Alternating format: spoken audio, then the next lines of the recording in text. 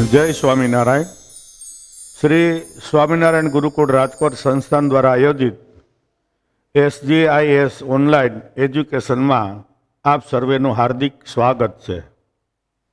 सौने हेतથી जय स्वामीनारायण। આપણે ગયા પાર્ટની અંદર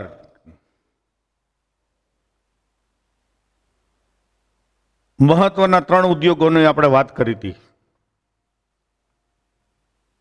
10મા ધોરણના સામાજિક વિજ્ઞાનમાં આજે આપણે 13મો પાઠ ઉત્પાદન ઉદ્યોગો અને પાર્ટ બીજો છે લેવાનો છે।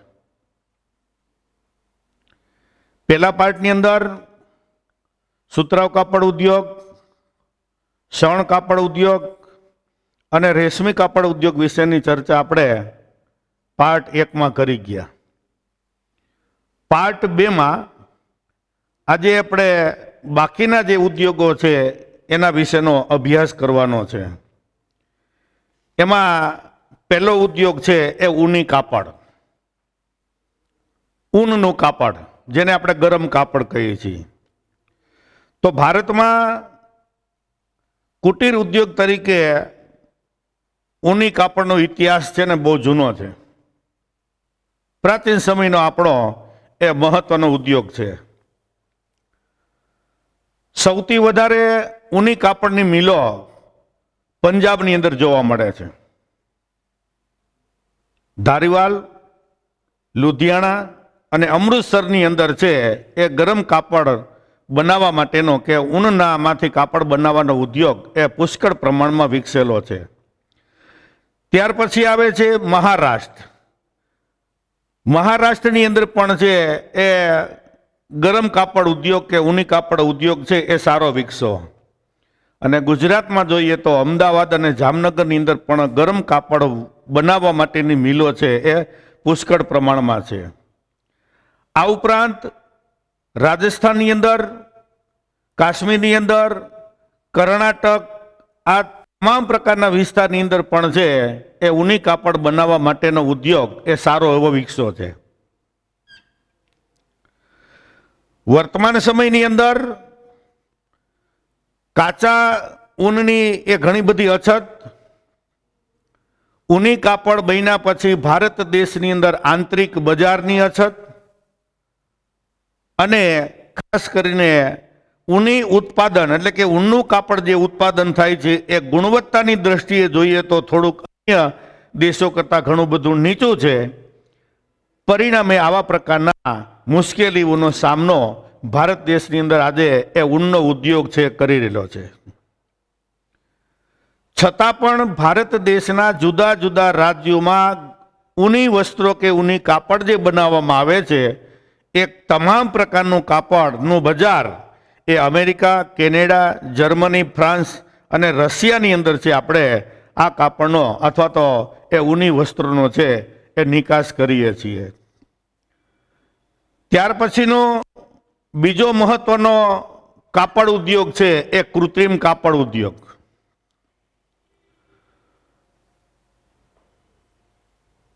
ઊની કાપડ ભારત દેશની અંદર જેમ સૌથી જૂનો અને પ્રાચીન છે એવા જ પ્રકારની બાબત એ કૃત્રિમ કાપડની અંદર આપણને જોવા મળે છે।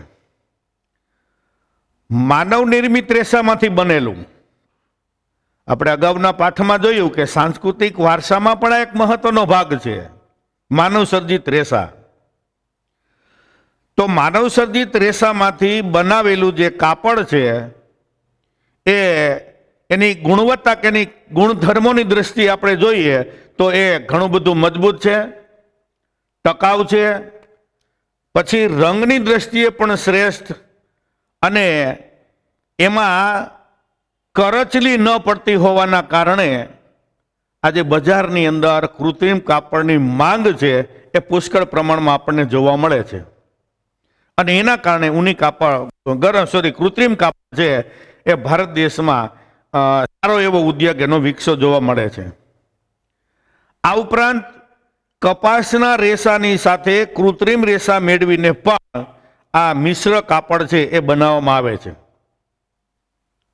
મહારાષ્ટ્ર છે, ગુજરાત છે, ઉત્તર પ્રદેશ, પશ્ચિમ બંગાળ, તામિલનાડુ એ ઉપરાંત સુરત, વડોદરા, કાનપુર, મુંબઈ અને ચેન્નઈ કે મોદીનગર જેવા વિસ્તારની અંદર પણ છે આવા કૃત્રિમ કાપડના ઉદ્યોગો એ પુષ્કળ પ્રમાણમાં છે એ ભારત દેશની અંદર વિકસેલા જોવા મળે છે. ત્યાર પછીનો મહત્વનો ઉદ્યોગ છે એ ખાંડ ઉદ્યોગ.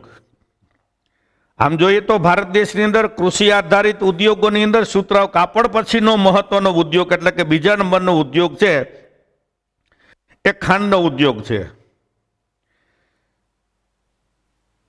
પુરાણો ઇતિહાસ તમે તપાસો તો આપણને ખબર પડે કે શેરડીના રસમાંથી ગોળ બનાવવાનો પ્રાચીન ઉદ્યોગ અથવા તો આ વ્યવસાય એ ભારત દેશની અંદર આપણને જોવા મળે છે. ખેતી આધારિત આ ઉદ્યોગ છે અને આ કાપડ ઉદ્યોગ પછી એ બીજા નંબરનું સ્થાન છે એ ધરાવે છે. ખાંડ ઉદ્યોગની વિશેષતા ખાસ કરીને ખેતી આધારિત ઉદ્યોગ છે, શેરડી ખેતીમાં પાકે અને શેરડીને વાઢી લીધા પછી ટૂંક સમયની અંદર છે ખરાબ થઈ જવાની પરિસ્થિતિ હોવાના કારણે એને 24 કલાકમાં પીલાણ થઈ જાય એવા પ્રકારની વ્યવસ્થા એ હોવી જોઈએ.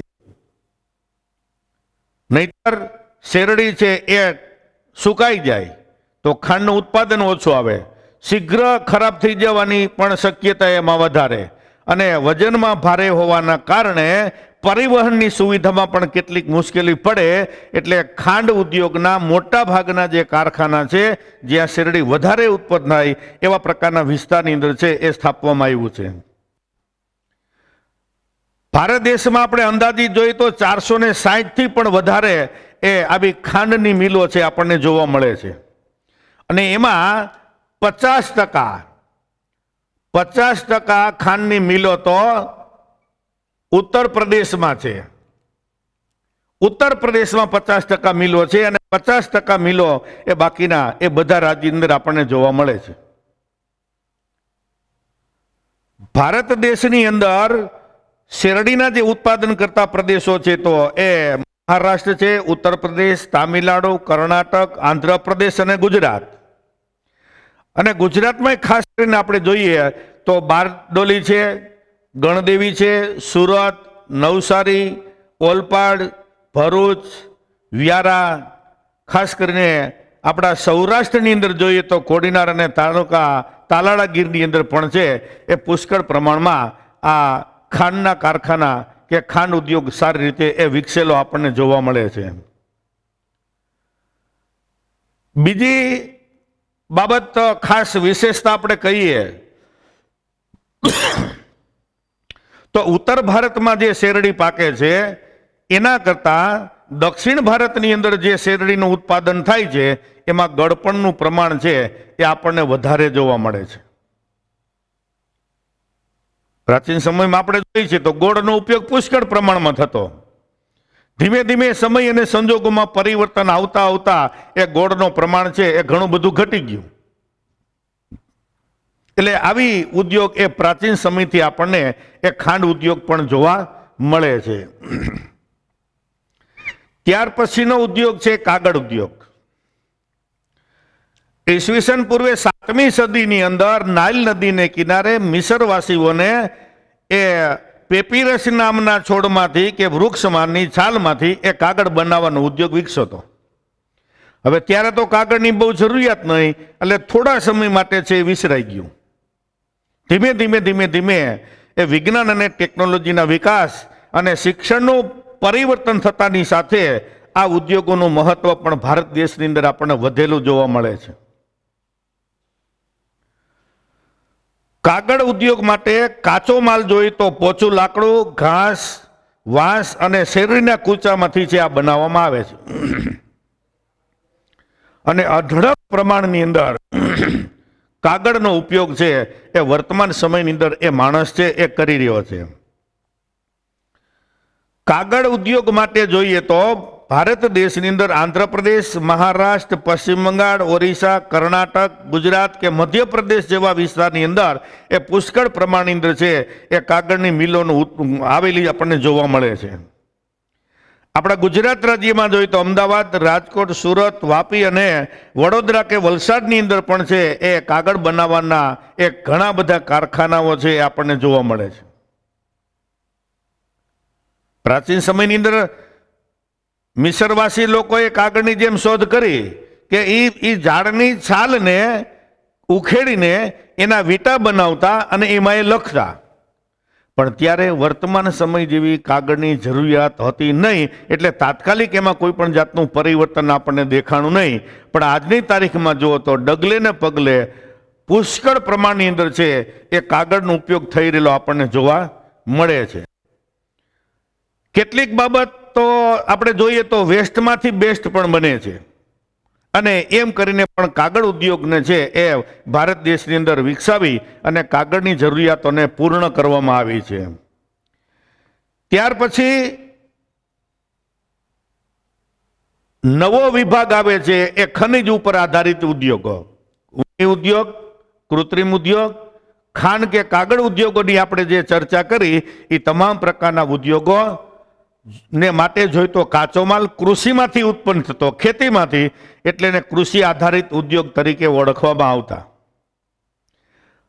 હવે પછીનો ભાગ છે ખનિજ ઉપર આધારિત ઉદ્યોગો વિશેની ચર્ચા આપણે કરવાની છે, કે જેનો કાચો માલ આપણને ખનિજોમાંથી પ્રાપ્ત થાય છે. ભારત દેશમાં જોઈએ છે અનેક પ્રકારની ખનિજો છે એ પુષ્કળ પ્રમાણમાં કુદરતી સંસાધન સ્વરૂપે આપણને પ્રાપ્ત થઈ છે. એમાં વર્તમાન સમયની અંદર જોઈએ તો લોખંડ પોલાદનો ઉદ્યોગ સૌથી મોટો છે. પ્રાચીન સમયની અંદર જ્યારે લોકોને સોનું મળ્યું પછી સોનાના હથિયારનો ઉપયોગ એ લોકો કરવા લાગ્યા, પણ એ સોનું નરમ હોવાના કારણે એ હથિયારો કામ કરતા નહોતા, એટલે એને ફેંકી દીધું અને લાંબા સમય સુધી સોનું છે વિસરાઈ ગયું. પણ એ બહુ કિંમતી વસ્તુ હોવાના કારણે એનો ઉપયોગ કરવો છે એ બહુ મુશ્કેલ હતો. ધીમે ધીમે એ તાંબુ છે, એલ્યુમિનિયમ છે, જસત છે, આ ધીમે ધીમે અનેક પ્રકારની વસ્તુ છે શોધાતી ગઈ.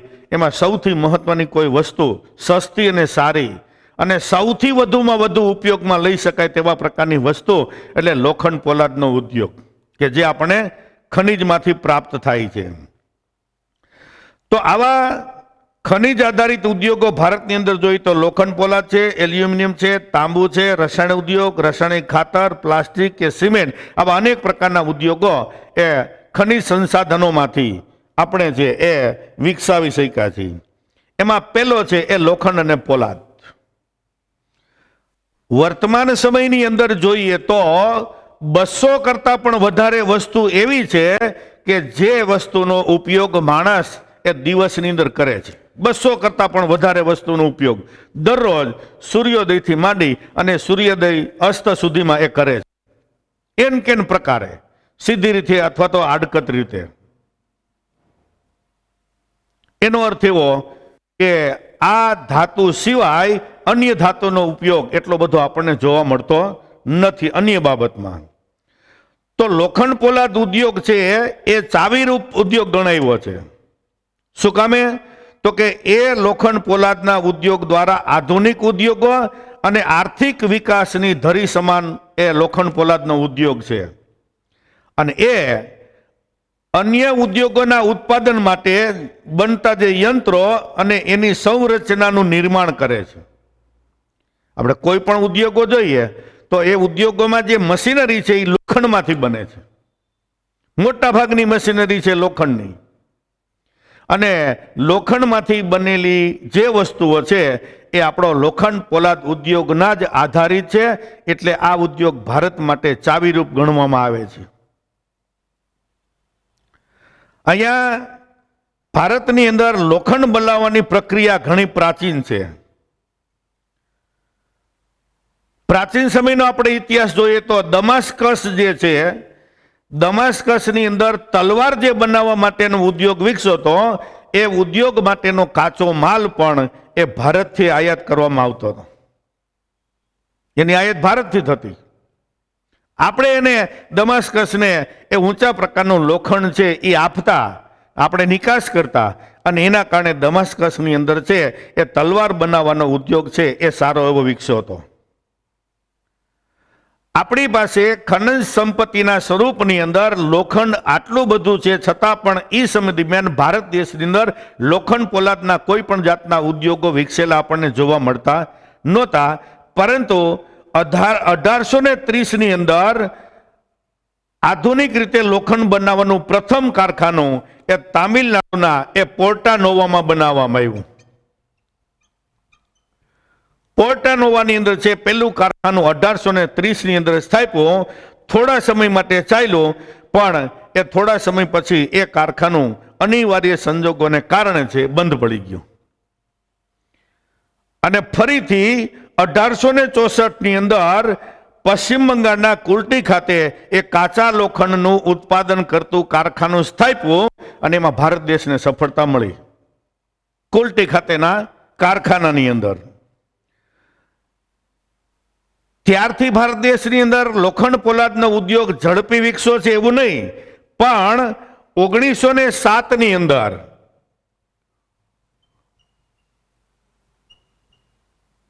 જમશેદપુરની અંદર લોખંડ પોલાદનું કારખાનું જ્યારે સ્થપાયું, ત્યારથી સાચા અર્થની અંદર ભારત દેશમાં લોખંડ પોલાદ ઉદ્યોગની શરૂઆત થઈ, અને એનું ઉત્પાદન પણ છે વધ્યું. આવા ભારત દેશની અંદર 10 સમન્વિત કારખાના છે. લોખંડ પોલાદનું ઉત્પન્ન કરતા 10 જે એ કારખાના વિશાળ છે.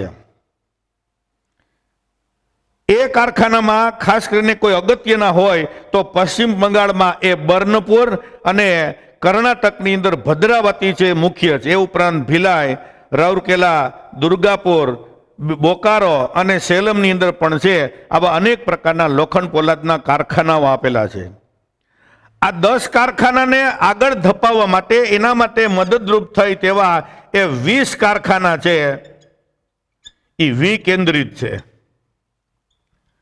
વિકેન્દ્રિત દ્વિતીય કક્ષાના જે કારખાના છે કે જેના માટેનો કેટલોક ભાગ આ 10 કારખાનાઓ જે સમન્વિત છે વિશાળ, એના માટે છે એ ઉપયોગી છે.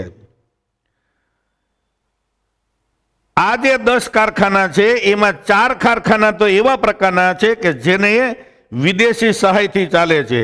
એમાં ભિલાઈનું કારખાનું અને બોકારાનું જે લોખંડ પોલાદનું કારખાનું છે એ રશિયાના સહકારથી, રાઉરકેલાનું કારખાનું છે એ જર્મનીના સહકારથી, અને દુર્ગાપુરનું કારખાનું છે એ બ્રિટનના સહકારથી ચાલી રહ્યું છે.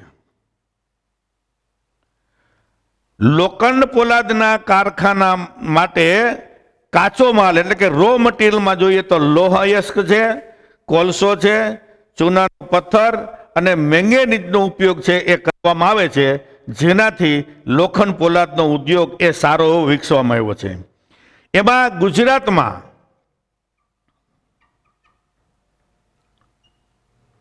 હજીરા ખાતે છે એ મિની એ સ્ટીલ પ્લાન્ટ સૌથી પહેલો સ્થાપવામાં આવ્યો ગુજરાતની અંદર, હજીરા ખાતે. અને ત્યાર પછી આગળ જોઈએ તો ટાટાનું જે લોખંડનું કારખાનું છે એના સિવાયના બાકીના જે કારખાનાઓ છે, વિશાળ જે 10 સમન્વિત કારખાના છે એના વિશેની જે વાત કરીએ એમાં તો એ steel authority of India limited દ્વારા છે એનું સંચાલન કરવામાં આવે છે, જેને કહેવાય સેલ. તો આવા કારખાનાઓનું સંચાલન steel authority of India limited નામની એ સંસ્થાને એ સોંપવામાં આવ્યું છે. અને લોખંડ પોલાદની ઉત્પાદનની દ્રષ્ટિએ જોઈ તો ભારતમાં છે એનું 5મું સ્થાન છે, એનો 5મો નંબર છે. ભારત દેશની અંદર દર વર્ષે પોલાદના ઉત્પાદનની દ્રષ્ટિએ જોઈએ તો 2.7 કરોડ ટન જેટલું ઉત્પાદન છે આપણે કરી અને લોખંડ પોલાદના ઉદ્યોગોને છે એ આપણે ઉત્તેજન આપી રહ્યા છીએ. ત્યાર પછીનો જે ઉદ્યોગ છે એ એલ્યુમિનિયમ ગાળણ ઉદ્યોગ. આ પણ એ આપણા માટે અતિ મહત્વનો ઉદ્યોગ છે. લોખંડ પોલાદ પછી મહત્વનો કોઈ જે ઉદ્યોગ હોય તો એ એલ્યુમિનિયમ ગાળણનો છે. એલ્યુમિનિયમના ગુણધર્મની અંદર આપણે જોઈએ તો એ હલકી વજનમાં છે, એલ્યુમિનિયમ છે વજનમાં હલકો, પછી એને ટીપી શકાય એટલે કે ટીપાવ છે. એને વિદ્યુત સુવાહક હોવાને કારણે વિદ્યુતના ઉપકરણો કે તાર બનાવવાની અંદર વધારે ઉપયોગી થાય. અને સૌથી એની વિશેષતા હોય તો એલ્યુમિનિયમને કોઈ પણ જાતનો કાટ લાગતો નથી.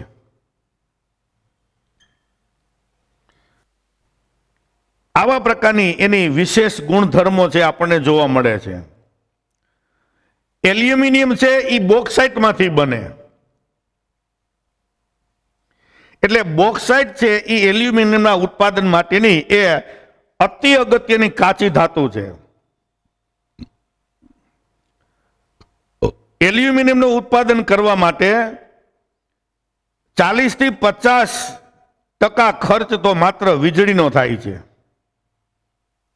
કારણ કે વર્તમાન સમયની અંદર એલ્યુમિનિયમનો આપણે ઉપયોગ જોઈએ તો એની સાથે તાંબુ, જસત કે મેગ્નેશિયમ મેળવી અને મોટર, રેલવે, હવાઈ જહાજ અને અન્ય યાંત્રિક સાધનો છે એમાંથી બનાવવામાં આવે છે.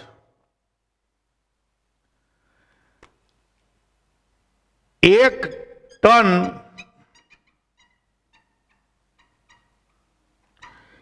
ટન એલ્યુમિનિયમ જો આપણે ઉત્પન્ન કરવું હોય તો એના માટે કાચી ધાતુ સ્વરૂપે 6 ટન બોક્સાઇટ જોઈએ અને 18,600 કિલોવોટ વીજળી જોઈ છે.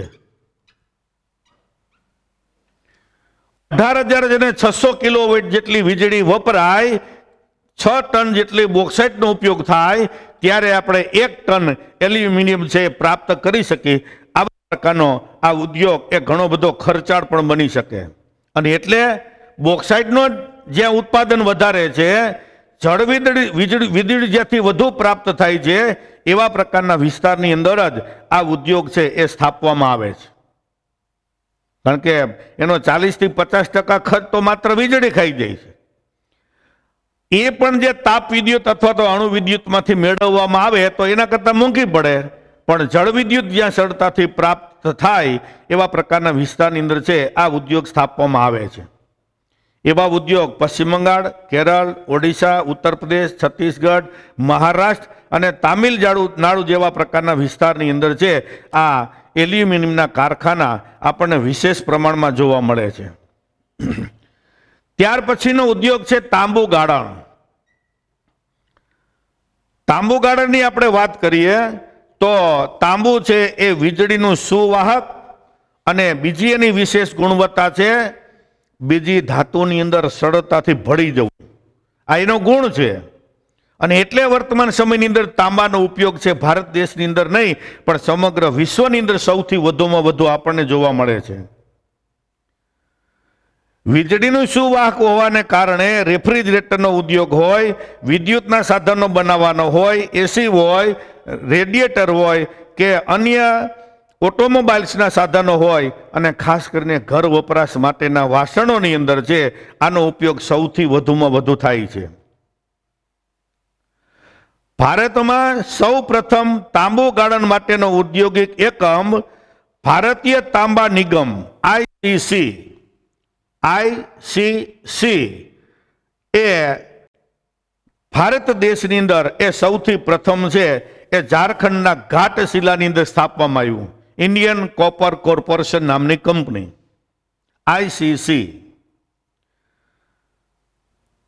અમુક સમય સુધી આ એક એટલે કે ભારતીય તાંબા નિગમ એ સ્થાપ્યું, ચલાવ્યું અને 1972ની અંદર એને ભારતીય તાંબા નિગમને હિન્દુસ્તાન કોપર લિમિટેડ એટલે HCL ત્યાંથી એને હસ્તાંતર કરવામાં આવ્યું. હિન્દુસ્તાન કોપર લિમિટેડ નામની કંપનીને હસ્તાંતર એટલે એને સોંપી દેવામાં આવ્યું. તાંબુ ઉત્પાદન કરવા માટે ભારત દેશની અંદર એ ખનિજ સંપત્તિ આપણને પુષ્કળ પ્રમાણમાં મળે છે. એટલે એ ખનિજ ઉત્પાદન આપણે કરી શક્યા અને દર વર્ષે 43,000 ટન જેટલું તાંબુ આપણે ઉત્પન્ન કરીએ છીએ. 43,000 ટન. આ 43,000 ટન જે તાંબુ છે એ માત્ર ભારત દેશની 50% જરૂરિયાત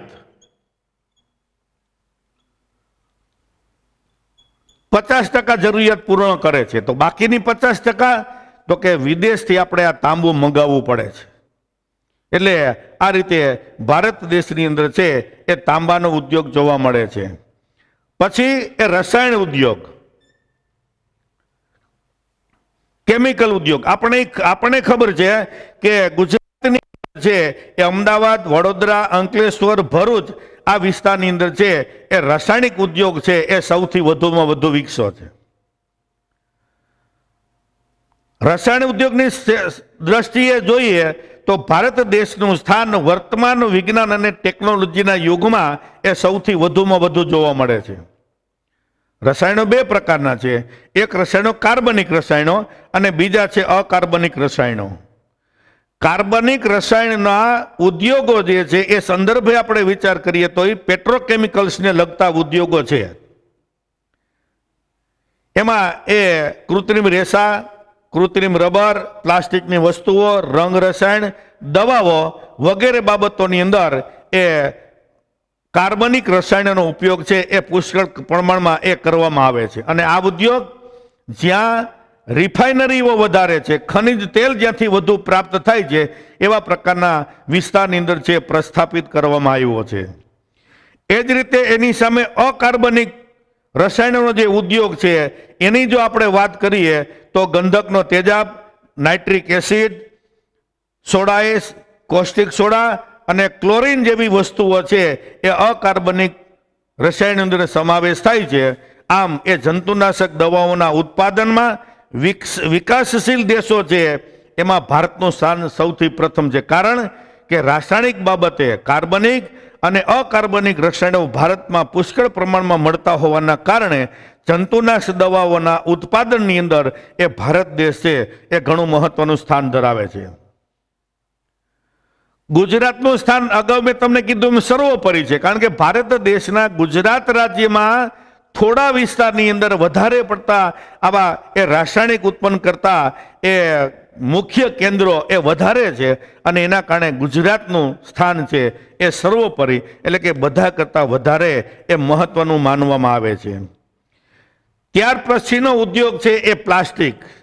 એ પણ એ રાસાયણિક ઉદ્યોગની એ સમકક્ષ છે. રાસાયણિક ઉદ્યોગોની સાથે પ્લાસ્ટિકની બાબતમાં આપણે જોઈએ તો એને સનરાઈઝ ઇન્ડસ્ટ્રી તરીકે પણ ઓળખવામાં આવે છે. દેશમાં દર વર્ષે ઉત્તરોત્તર પ્લાસ્ટિકના કાચા માલની માંગમાં વધારો થયો છે. પ્લાસ્ટિકનો એ વપરાશ છે એ સૌથી વધુમાં વધુ છે. એનું કારણ એ બે મહત્વના. એક તો એ વોટરપ્રૂફિંગ, એ વોટરપ્રૂફ છે અને બીજી વસ્તુ છે કે એને બીબામાં ગમે તેવા પ્રકારનું ઢાળી શકાય છે. એટલે એ પેકિંગ રસાયણ સંસાધનની અંદર, પેકિંગમાં, ટેક્સટાઇલની અંદર, મકાન બાંધકામ, વાહન નિર્માણ હોય કે ઇલેક્ટ્રિકના કોઈ પણ સાધનો હોય તો એ ઇલેક્ટ્રોનિક્સના સાધનોની અંદર છે એ આનો ઉપયોગ પુષ્કળ પ્રમાણમાં કરવામાં આવે છે. દિલ્હી, મુંબઈ, બેંગ્લોર, કલકત્તા, વડોદરા, વાપી, કાનપુર આ બધા વિસ્તારની અંદર પુષ્કળ પ્રમાણમાં એ પ્લાસ્ટિકનો ઉદ્યોગ એ વિકસેલો જોવા મળે છે.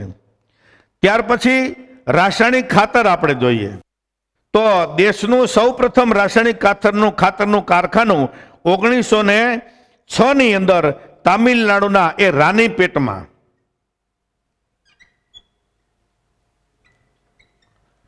આ 1906 ની અંદર છે એ રાનીપેટની અંદર આ કારખાનું છે સ્થાપવામાં આવ્યું હતું. વર્તમાન સમયની દ્રષ્ટિએ આપણે જોઈએ તો આ ઉદ્યોગોનો વિકાસ ફર્ટિલાઇઝર કોર્પોરેશન ઓફ ઇન્ડિયા દ્વારા સંચાલિત બિહારના એ સિંદરી ખાતેથી થયો. બિહારની અંદર સિંદરી ખાતે સૌથી પહેલું રાસાયણિક ખાતરનું કારખાનું સ્થપાયું અને ત્યાંથી એ વધારે પડતો આગળ અથવા તો વધારે પડતો એ પ્રગતિશીલ બન્યું છે. અહીંયા રાસાયણિક ઉદ્યોગની જેમ જ ગુજરાત રાજ્યની વાત કરીએ તો કલોલ છે, હજીરા છે, ભરૂચ, વડોદરા, કલોલ એ વગેરે સ્થળોની અંદર છે એ રાસાયણિક ખાતરના કારખાના એ પુષ્કળ પ્રમાણમાં જોવા મળે છે.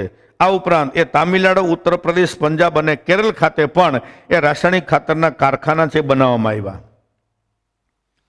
ભારત દેશની અંદર દર વર્ષે 110 લાખ ટન જેટલું નાઇટ્રોજન ઉત્પન્ન થાય, 40 લાખ ટન છે એ ફોસ્ફરસ અને 17 લાખ ટન છે એ પોટાશના ખાતરનું ઉત્પાદન છે એ ભારતમાં થઈ રહ્યું છે.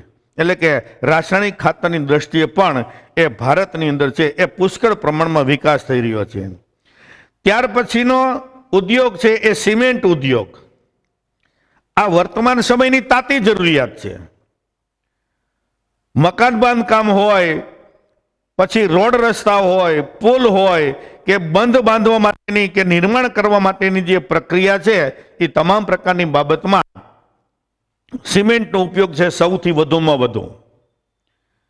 સિમેન્ટ ઉત્પાદનમાં ચીન પછી એ ભારતનો નંબર છે બીજો છે. અને ભારત આજે વિશ્વના 6% જેટલો આ સિમેન્ટનું ઉત્પાદન કરતો દેશ છે બન્યો છે. એનો કાચો માલ આપણે જોઈએ તો ચૂનાના પથ્થર છે, કોલસો છે, ચિરોડી છે, બોક્સાઇટ અને ચીકણી માટી. આ બધી વસ્તુ એ સિમેન્ટ ઉદ્યોગ માટે એ રો મટીરિયલ અથવા તો કાચા માલ તરીકેનો ઉપયોગ છે એ સૌથી વધુમાં વધુ કરવામાં આવે છે.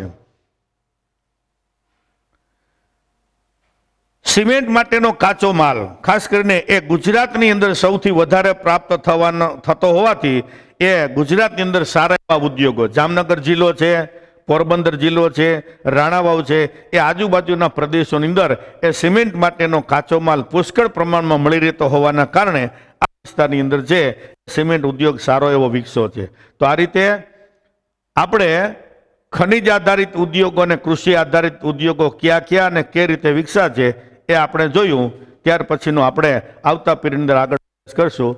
જય સ્વામિનારાયણ.